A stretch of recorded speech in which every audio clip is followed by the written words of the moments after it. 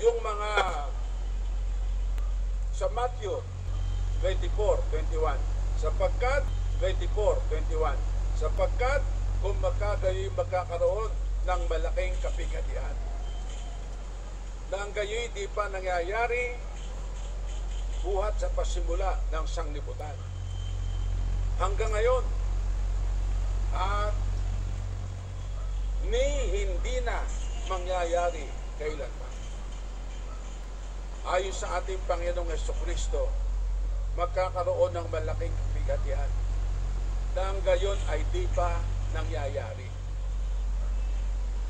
Ito yung paghahari ng Antikristo dito sa lupa. Kaya dyan makikita natin sa Revelation, mayroong 4 horsemen of the Apocalypse.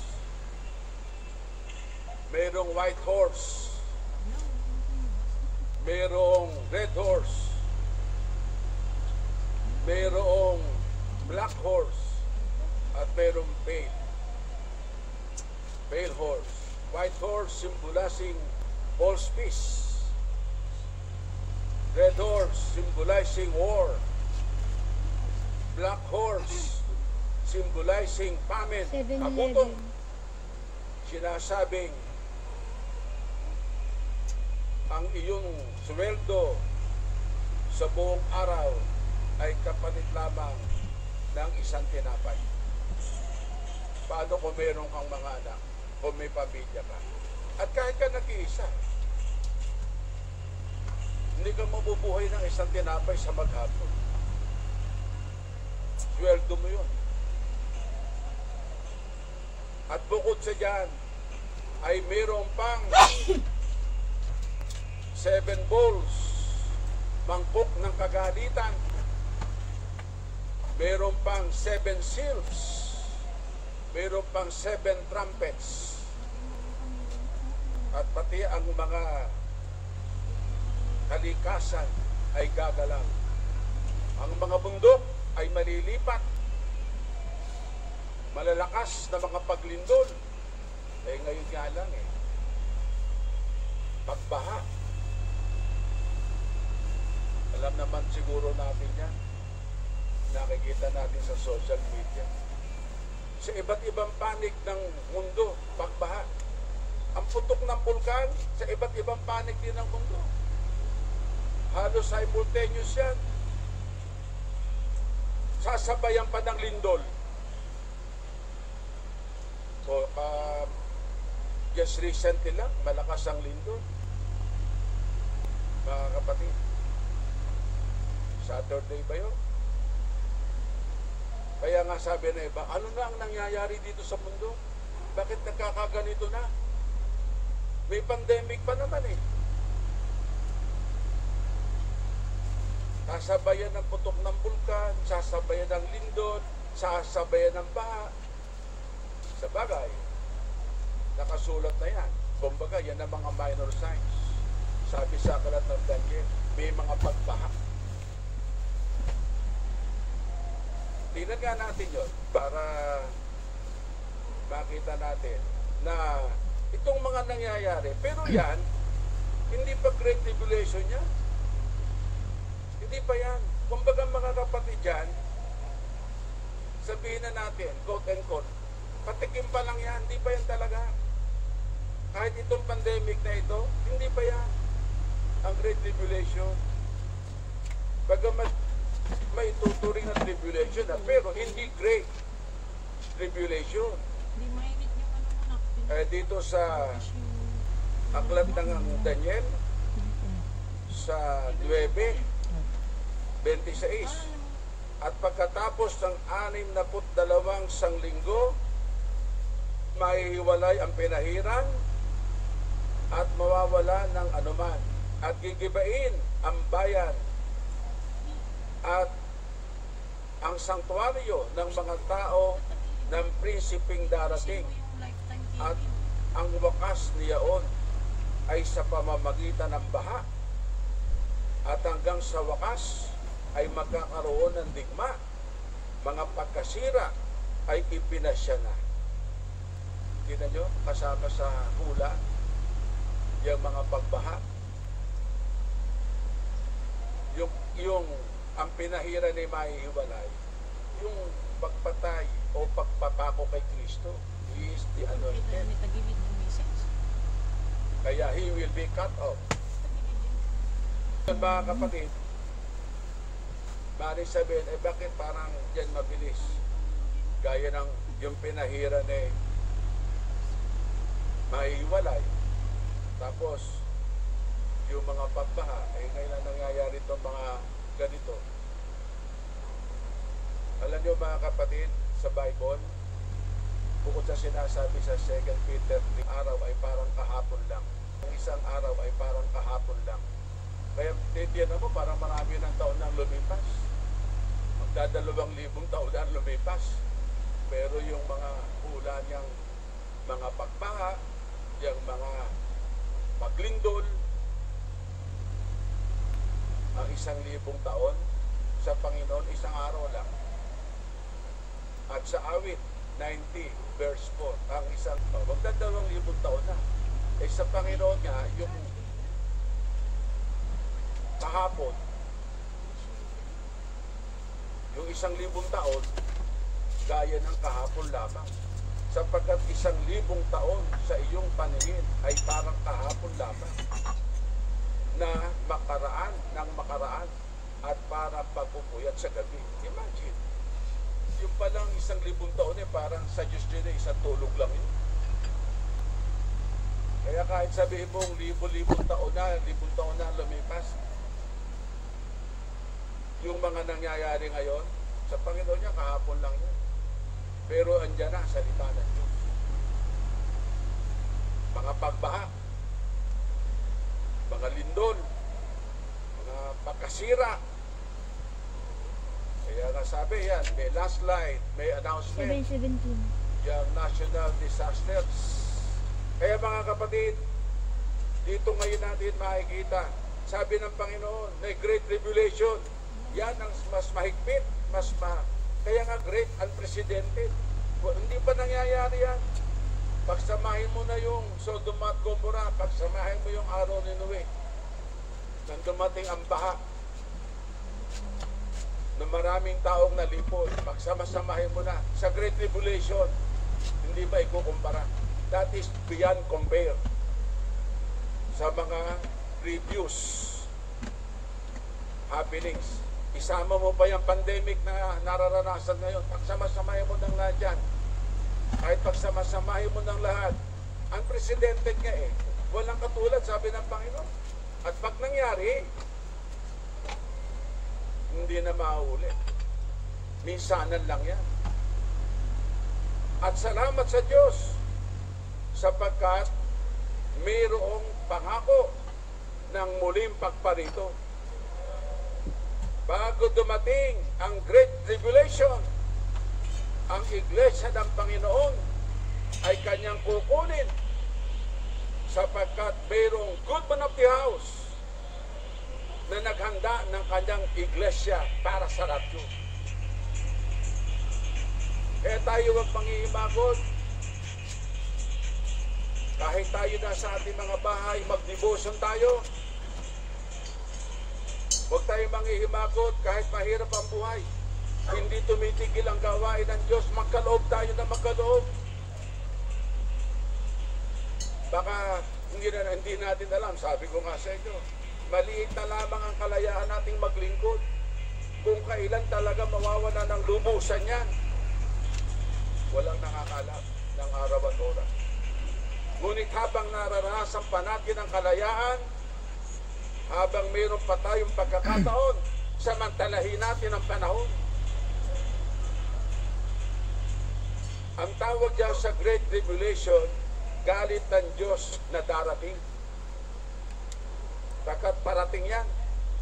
Andito pa ang kanyang iglesia sa unang Thessalonica 5:9 ay ganito ang sabi ng salita ng Diyos. Sapagkat tayo hindi itinalaga ng Diyos sa galit, kundi sa pagtatamo ng pagkaligtas sa pamamagitan ng ating Panginoong Hesukristo.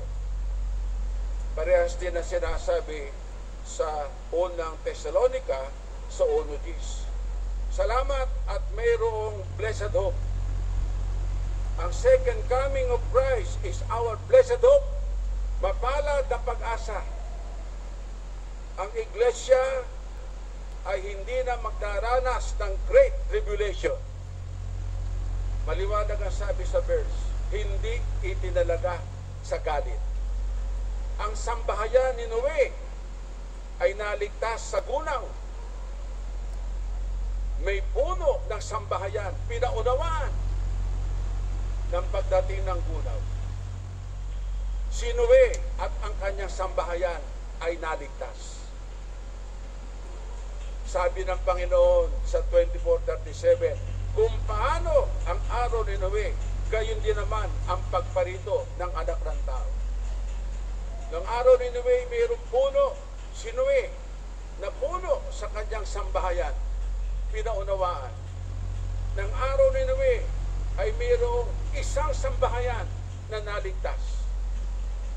Ano ba yung sambahayan tinutukoy? Sa bagong tipan, ang sambahayan ng Diyos ay ang kanyang iglesia.